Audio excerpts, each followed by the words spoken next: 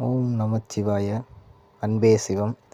வணக்கம் மக்களே, உங்களுக்காக இந்த வீடியோ தான். தென் கைலாயம் என்று அழைக்கப்படும் வெள்ளையங்கிரி ஆண்டவர் சன்னதி. ஸோ அதோட சின்ன விலாக் வீடியோ தான் இன்றைக்கி நம்ம பார்க்க போகிறோம். சப்ஸ்கிரைபர்ஸ் நிறைய பேர் பார்த்துட்ருக்கீங்கன்னு நினைக்கிறேன்.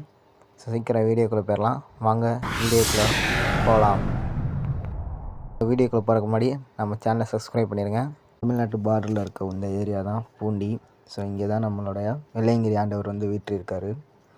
காலையில் நாங்கள் 7 மணிக்கு மலை ஏற ஆரம்பித்தோம்.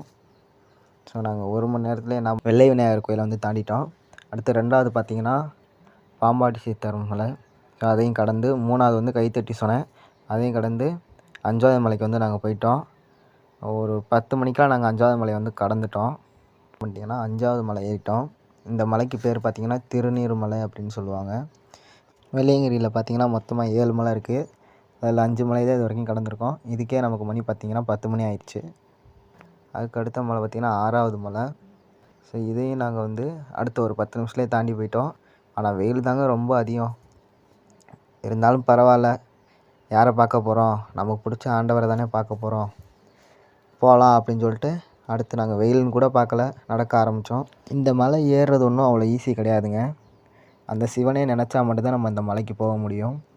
நம்மளுடைய பாவங்கள் சாபங்கள் எல்லாம் போக்கணும் அப்படின்னா இந்த பூமியில் பிறந்த ஒவ்வொரு மனிதனும் ஒரு முறையாவது இந்த சன்னதிக்கு போயிட்டு வாங்க. இப்போ நம்ம இங்கேனா கடைசியாக 7வது மலை வந்து ஏற போகிறோம். அதுக்கு முன்னாடி பார்த்திங்கன்னா 6வது மலை எண்ட்லேயே சொனை ஒன்று இருக்கும். அதில் குளிச்சுட்டு நடக்க ஆரம்பித்தோம். சரியாக பார்த்திங்கன்னா 11 மணி இருக்கும். நாங்கள் போய் சாமி பார்க்கையில் ஒரு 40-50 பேர் மட்டும் அங்கே இருந்தோம். ஸோ மதிய நேரம் உச்சிக்கால பூஜை நடக்கும் அப்படின்னு சொன்னாங்க. ஸோ அதை இருந்து பார்த்துட்டு அடுத்து சாமி தரிசனம் பண்ணிவிட்டு இயற்கையோட இயற்கையாக இறைவனிடம் உட்காந்து நம்ம பேசுகிற விஷயம் அவ்வளோ நல்லா இருந்துச்சு. ஸோ மேலேருந்து பார்க்கும்போதே அவ்வளோ அழகாக இருந்துச்சு. இந்த வீடியோ பார்க்குற எல்லோரும் கண்டிப்பாக ஒரு முறையாச்சும் இந்த கோயிலுக்கு போயிட்டு வாங்க. அவ்வளோதான் ஃப்ரெண்ட்ஸ், சாமி பார்த்தாச்சு. அடுத்து ஒரு 3 மணி நேரத்தில் நாங்கள் கீழே இறங்கி வந்துட்டோம். அவ்வளோதான், என்னோடய மலை பயணம் வந்து முடிஞ்சிருச்சு. ஸோ இது மாதிரி ஒரு வாய்ப்பு உங்களுக்கு கிடச்சிச்சு அப்படின்னா யாரும் தவற விட்டுறாதீங்க. கண்டிப்பாக கோயிலுக்கு போயிட்டு வாங்க.